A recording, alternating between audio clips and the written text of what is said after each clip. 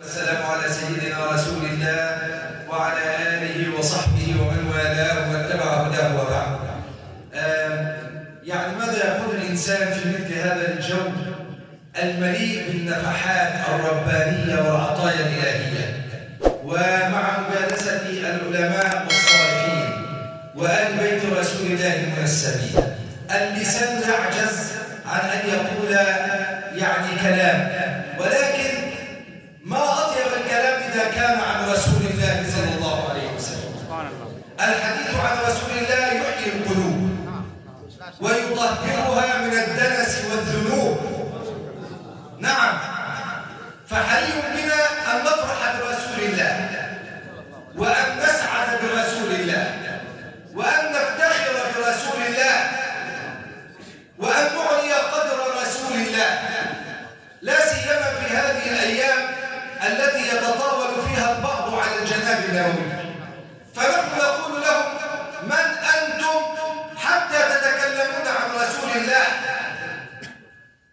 مهما تكلم المتكلمون ومهما مدح المادحون ومهما وصف الواصفون فلن يعرف قدر رسول الله إلا الله. فعذرا رسول الله إن قصرت في وصف فإن جمالكم لم يوصفا. جاءت قديما ذرة من نوركم قد جمل الرحمن منها يوسفا. والله لو ماء البحار بجمعها كان المداد لمدح أحمد ما كفى. والله لو جد العباقر كلهم في وصف أفضال لكم لم تعرفا. والله لو قلم الزمان من البداية للنهاية ظل يكتب ما اكتفى.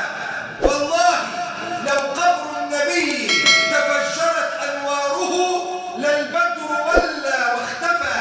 يكفيه أن البدر يخسف نوره لكن نور محمد لم يخسف.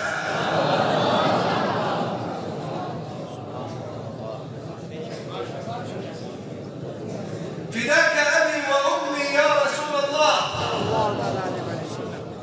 فأنت الذي رفع الله ذكرك وشرف اسمك، فلا تمر لحظة من ليل أو نهار في شرق الأرض وغربها وشمالها وجنوبها إلا وينادي المنادي: أشهد أن لا إله إلا الله وأن محمدا رسول الله.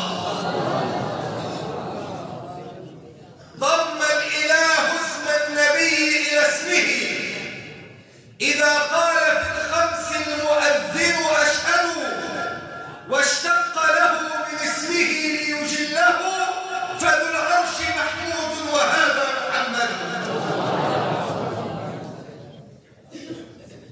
فداك أبي وأمي يا رسول الله، فأنت الذي شرفك الله في الملأ الأعلى قبل أن يخلق الخلق.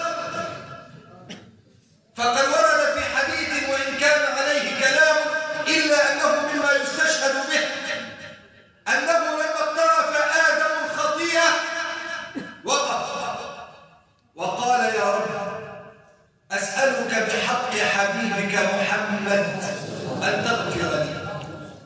فقال: يا آدم وكيف عرفت محمدا ولم أخلقه بعد؟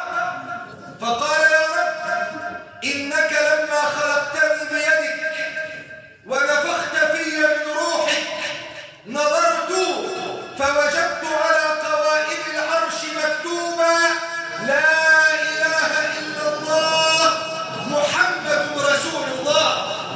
فعرفت أنك لم تقرن باسمك إلا أحب الخلق إليك. فقال له رب العزة: صدقت يا آدم، إنه أحب الخلق إلي، وإن سألتني بحقه فقد غفرت لك، ولولا محمد لما خلقتك.